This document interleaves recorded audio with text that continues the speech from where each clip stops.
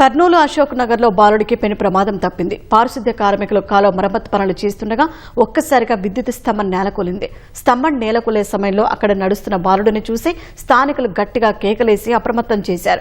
ప్రమాదాన్ని గుర్తించిన బాలుడు వేగంగా పరుగు తీసి త్రుటిలో ప్రాణాపాయం నుంచి బయటపడ్డాడు. బాలుడు తప్పించుకున్న దృశ్యాలు సామాజిక మాధ్యమాల్లో వైరల్ గా మారాయి. ఇలాంటి ఘటనలు పునరావృతం కాకుండా చూడాలని స్థానికులు అధికారులకు విజ్ఞప్తి చేశారు. పొద్దున ఉదయం అర్లీమాన్ 7:30కు పాత పురాణ కాలం నాటి స్తంభాలు డ్రైనేజ్ తీయడం వలన అవి ఒరిగి కింద ఉన్నాయి. పిల్లవాడు అదృష్టవశాత్తు ఒక నిమిషంలో తప్పితే పిల్లవాడు ప్రాణం పోయేది. ఇది ఎలక్ట్రికల్ డిపార్ట్మెంట్ వాళ్ళు కానీ డ్రైనేజ్ తీసే మున్సిపాలిటీ వాళ్ళని త్వరితగతిన చర్యలు తీసుకోకుండా నిర్లక్ష్యం వల్ల ఈ ప్రమాదం జరిగింది.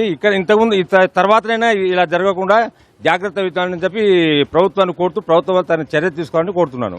ఆ పిల్లోనికి అయితే డ్యామేజ్ కాలేదు. అదృష్టవశాత్తు పిల్లవాడు బతుకు బయటపడినాడు.